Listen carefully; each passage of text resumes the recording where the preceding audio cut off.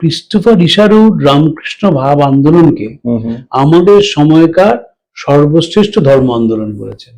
এই ধর্ম আন্দোলনের মধ্যে দিয়ে মানুষের যন্ত্রণাকে অনুভব করার চেষ্টা হয়েছে এবং লাঘব করার চেষ্টা হয়েছে। আমার কাজ হচ্ছে যন্ত্রণা লাঘবের চেষ্টা করা, সেইটাই হচ্ছে রামকৃষ্ণ ভাব আন্দোলন। আন্দোলন নয়, ভাব আন্দোলন। কৃষ্ণ মিশন কম্প্রিহেন্সিভ ডেভেলপমেন্ট করে এবং পাশ্চাত্যের কোনো মতের সঙ্গে এটা মেলে না। কেন মেলে না? কারণ পাশ্চাত্যে যেখানে সোশ্যাল সার্ভিস হয় তার সঙ্গে রিলিজিয়ন ইজ কানেক্টেড। আমি তোমাকে সেবা করব এই কন্ডিশনে that you consider my God to be supreme. এখানে তা নয়, সিনথেসিস অফ মাইন্ড প্রচার করো, that is the biggest service to society. স্বামীজির বিখ্যাত কথা যে একটি ব্রাহ্মণের যদি 5টি শিক্ষকের দরকার হয় তাহলে শূদ্রের 10টা শিক্ষকের দরকার হবে। যদি পর্বত মোহাম্মদের কাছে না যায় তাহলে মোহাম্মদ পর্বতের কাছে। যেখানে যেখানে স্বামীজি গেছেন বলেছেন গুরু ভাইদের কি বলেছেন? 3টে কথা। যেখানেই গেছেন বলেছেন যুবকদের অর্গানাইজ করো, স্কুল খোলো, কাগজ বের করো।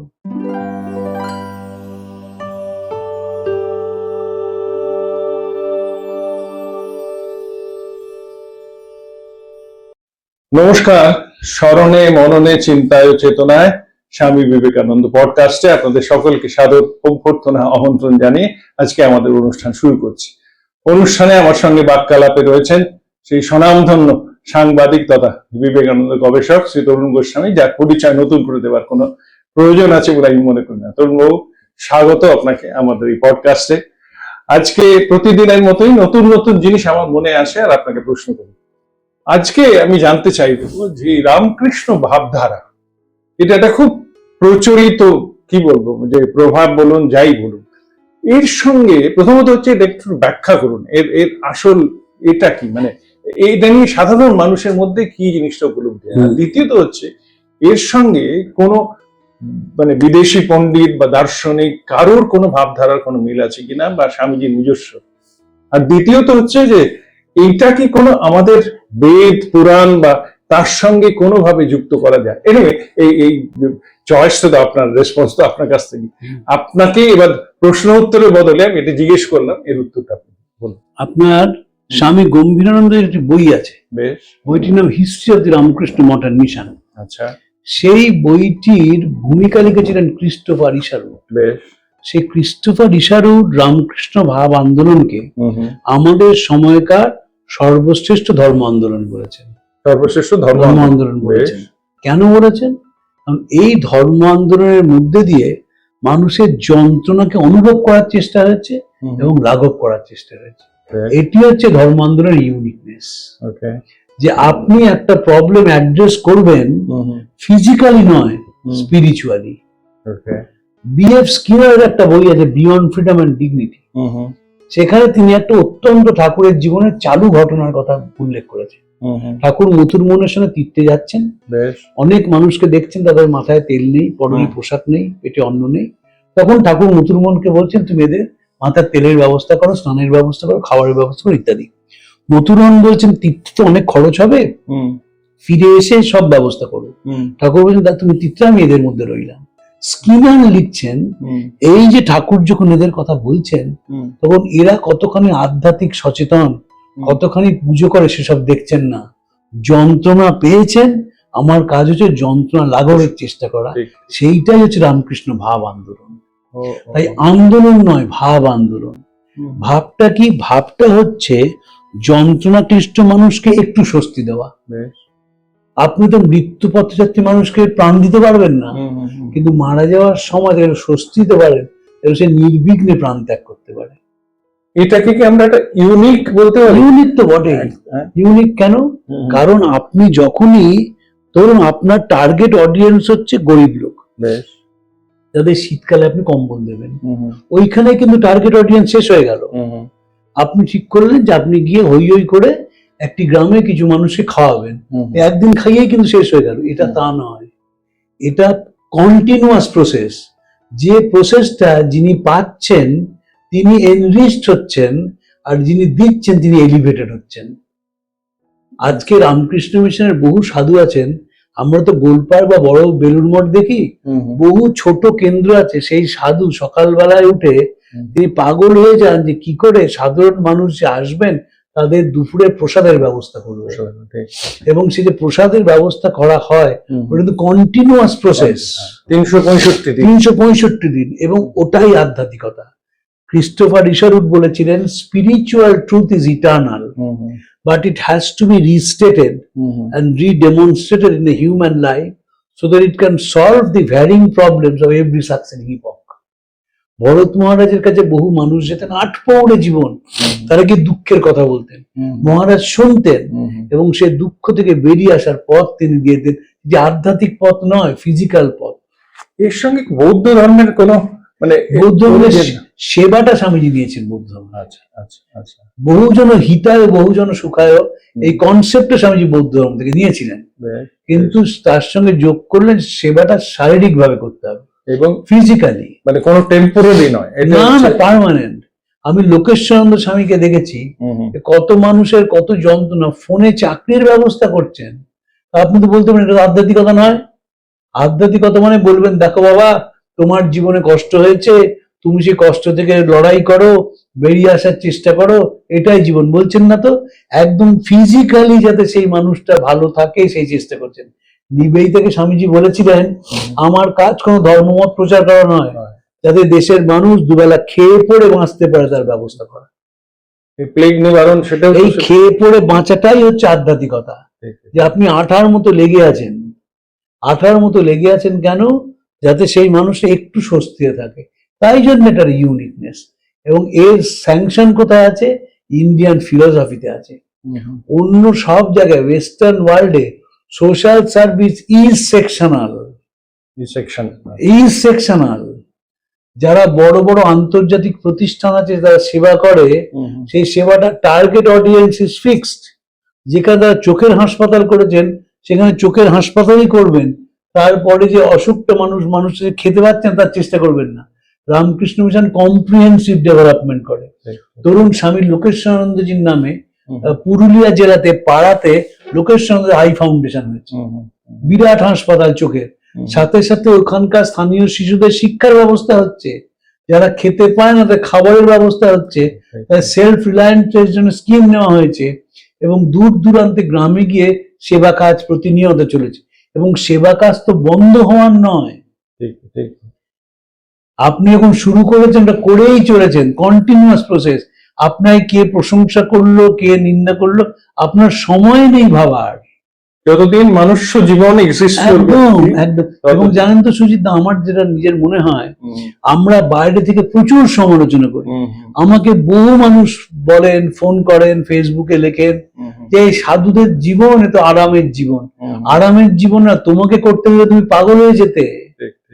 স্বামী সর্বজ্ঞানন্দজি যেখানে একটি স্কুল তৈরি করছেন অরুণাচল প্রদেশে, ব্যাপক ঠান্ডা, সাথে একজন সহকর্মী, সে নিয়ে বড় কনস্ট্রাকশনের কাজ দেখতে গেলেন, পড়ে গেলেন, হাঁটুটা সারা জীবনের মতো ভেঙে গেল। বোম্বেতে অপারেশন হলো, কিন্তু এখনো মহারাজের মাটিতে বসতে পারেন না, মহারাজকে চেয়ারে বসতে হয়, এবং প্রেসিডেন্ট মহারাজের কাছে এসেছিলেন, সেখানে চেয়ারে বসে। এই শরীর দিয়ে সেবা করা গৃহীরা করতে পারে না, বড় বড় কথা বলে। শুনতে খুব ভালো লাগে যে যখন বন্যায় গিয়ে একটি সাধু আর কি করে, ভলেন্টিয়ারদের দিয়ে কাজ করায়, যখন ওই মাথায় একটা খিচুড়ির হাঁড়ি নিয়ে যেতে হয় না সেই মানুষের জন্য, এবং তাদের প্রতি যে সহানুভূতি, আপনার তো দুর্ভাগ্যের সঙ্গে পরিচয় আপনি বুঝতেই পারবেন না যে what is pain. Continuous process. এবং পাশ্চাত্যের কোনো মতের সঙ্গে এটা মেলে না। কেন মেলে না? কারণ পাশ্চাত্যে যেখানে সোশ্যাল সার্ভিস হয় তার সঙ্গে রিলিজিয়ন ইজ কানেক্টেড। আমি তোমাকে সেবা করব এই কন্ডিশনে that you consider my God to be supreme. এখানে তা নয়। এই যে অরুণাচল প্রদেশে আবার দুটো কলেজ খুলছে রামকৃষ্ণ মিশন, এই বধূশরানন্দজি, বলভদ্রানন্দজি, শাস্ত্রজ্ঞানন্দজি যারা সব গিয়েছিলেন, তত্ত্বসারজি গিয়েছিলেন, সেখানে তো 90% খ্রিস্টান। তাদের কি খণ্ডমহাবন্ধনে পড়ানো হয়? তাদের ভ্যালু এডুকেশন দেওয়া হয়। কলকাতা শহরে যোগ পড়া নিয়ে অনেক আপত্তি হলো, যোগ মানে আপনার যোগ শেখানো নিয়ে। কেন? আপনি যেই যোগটার সঙ্গে ধর্মযোগ করে দিলেন, লোকে বললো না আমার ধর্মে এরকম করা যাবে না, ইত্যাদি ইত্যাদি। আপনি যেই বললেন যোগ আপনার স্পাইনাল কর্ডটাকে ভালো রাখবে, সঙ্গে সঙ্গে লোকে শুরু করে দিল। স্বামীজির কথা, ঠাকুরের নাম বলো না, ভাবটা প্রচার করো, সিনথেসিস অফ মাইন্ড প্রচার করো। That is the biggest service to society. আমি যদি অন্যভাবে দেখি যে এই ভাবধারাটা তার মানে অরিজিনাল স্রষ্টার শ্রীরামকৃষ্ণ, একদম, এবং কিন্তু মানে প্রবর্তন বা সেটাকে ইমপ্লিমেন্টেশন স্বামীজি। কারণ স্বামীজি ঠাকুর কি শেখালেন যে ধর্মের নামে একটা বিরাট সংখ্যক মানুষের ওপর চূড়ান্ত নির্যাতন হচ্ছে। স্বামীজি বললেন ভারতবর্ষের পতন কবে শুরু হলো? যখন মেয়েদের পায়ে দড়া হলো এবং জাত জাত করে গরিব মানুষকে অত্যাচার করা হলো। জাস্ট একটা মানুষ একটা পরিবারে জন্মেছে বলে আমি তাকে গরমকালে একটা কুয়ো থেকে জল দিতে দেবো না, in the name of religion? এখনো তো উত্তরপ্রদেশে হয়। এই কিছুদিন আগে একটি মেয়ে জল নিতে গিয়েছিল, she was beaten to death. এটা কোনো কাজের কথা নাকি একটা? জাস্ট সে তো ওই পরিবারে জন্মেছে বলে। সামনের বার এমন হবে যে এই যে ব্রাহ্মণ সে ওই পরিবারে জন্মাবে, ওই মেয়েটি ব্রাহ্মণের পরিবারে জন্মাবে। তাই জন্য ঠাকুর কি বললেন? Not leveling. এই স্বামী অসাধারণ বলতে রঙ্গনাথানন্দজি যে আমার সঙ্গে কমিউনিস্টের তফাৎ কি?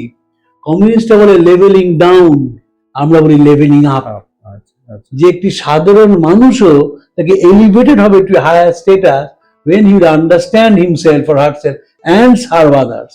তার মানে এই ভাবধারাটা বর্তমান প্রজন্মেও ইকুয়ালি অ্যাপ্লিকেবল, এবং এটা কন্টিনিউ। এমন কোন সভ্যতা আসবে না যেটা মানুষ শান্তি না পায়। আপনি বলবেন কি করে শান্তি পাবে? কেউ বলবে জিমন্যাসিয়ামে যাও, কেউ বলবে মর্নিং ওয়াক করো, কেউ বলবে নিয়মিত খাও, কেউ বলে আর্লি শুতে যাও, এগুলো শান্তি আসবে। আর রামকৃষ্ণ মিশন বলবে সেবায় শান্তি আসবে। যখন তোমার কাছে কেউ এলো ইন নিড, যখন তুমি তার চোখের জলটা মুছিয়ে দিলে, তখন তুমি শান্তি পাবে। This life is short, the vanities of the world are all transient, but they alone live who live for others, the rest are more dead than alive. এটা জলের মতো স্বামীজি বলে গেছেন।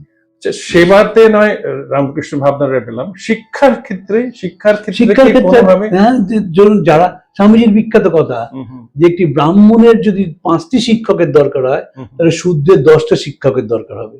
যদি পর্বত মোহাম্মদের কাছে না যায়, তাহলে মোহাম্মদ পর্বতের কাছে আসবে। এবং যেখানে যেখানে স্বামীজি গেছেন বলেছেন, গুরু ভাইদের কি বলেছেন? 3টে কথা। যেখানেই গেছেন বলেছেন যুবকদের অর্গানাইজ করো, স্কুল খোলো, কাগজ বের করো। স্কুল খোলো কাদের জন্য? যারা নন ফর্মাল এডুকেশন, ওসব পুঁথি পাত্রার কাজ নয়, মুখে মুখে শিক্ষা দাও। কি শিক্ষা দেবে? শিক্ষা দেবে যাতে সে নিজের পায়ে দাঁড়াতে পারে।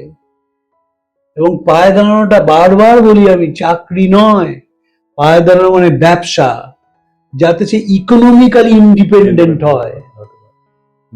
ধরুন কালকে আমি রাস্তায় চাউমিন খাচ্ছিলাম এক জায়গায় দাঁড়িয়ে, আমাদের স্টেটসম্যান অফিসের পাশে, দুপুরে প্রচন্ড খিদে পেয়েছিল, চাউমিন খেতে গেছি। তখন বাজে 4টে, 4:30। তো যে ছেলেটা, এক ভদ্রলোক, তো তিনি বসে চাউমিন বানিয়ে দিচ্ছেন, যে সার্ভ করছে সে ছেলেটা কোনো খাওয়া হয়নি।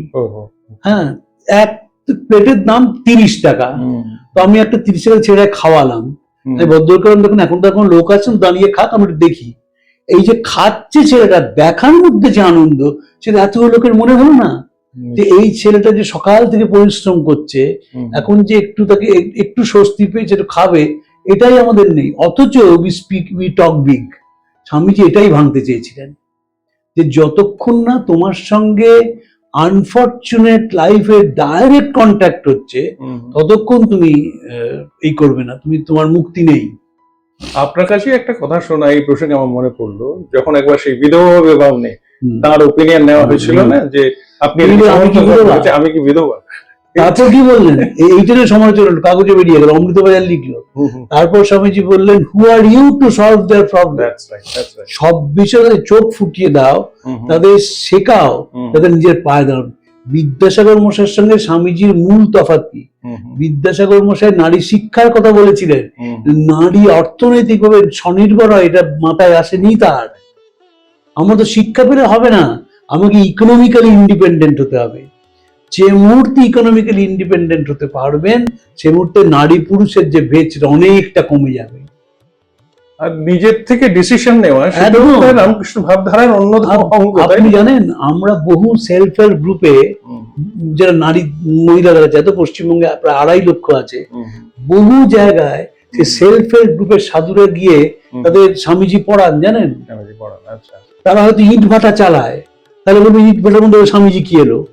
স্বামীজি সেখানেই এলো যে সেলফ কনফিডেন্স তৈরি হয়। আপনাকে আমি বলেছিলাম যে আমার সঙ্গে ভদ্রলোকের পরিচয় হয়েছে, তিনি এলন মাস্কের কথা বলছিলেন। যা স্বামীজি লিখেছেন সবকটা এআই এ নিয়ে চলে গেছে, এবং তাদের যে day to day problem including driverless car, সেখানে বিবেকানন্দকে তারা ব্যবহার করছে অ্যাজ পসিবিলিটিস। স্বামীজি তো বলছেন think of the possibilities, all everything is possible, সেইটাকে মানো। এই জন্য রামকৃষ্ণ মিশন আন্দোলনটাকে ক্রিস্টোফার ইশারুট বলছেন আমাদের সময়কার সর্বশ্রেষ্ঠ ধর্ম আন্দোলন, no matter how important or large or variable the others may be. অসাধারণ, অসাধারণ। আজকে আমরা একটা বেশ ভালো রকম, মানে কি বলবো, যে কনফিউশন ক্লিয়ার করা নয়, একটা সত্যের সন্ধান পেলাম যে আমরা রামকৃষ্ণ ভাবধারা বলে একটা বিরাট গাল ভরা কথা নিয়ে আমরা এগিয়ে চলি, কিন্তু তার যে আসল ডেফিনেশন সেটা তরুণবাবু সুন্দরভাবে এক্সপ্লেন করে দিলেন। আশা করি আপনারা এনজয় করেছেন আজকে আমাদের এই অনুষ্ঠানটা বা এই আলোচনাটা। আমাদের এইভাবেই এগিয়ে চলবো, এইভাবেই আমরা নানা রকম প্রশ্নের উত্তর ওনার কাছে পেতে থাকবো। আপনারা ভালো থাকবেন। আশা করি আজকের অনুষ্ঠান আপনারা উপভোগ্য হয়েছে। নমস্কার, ভালো থাকবেন।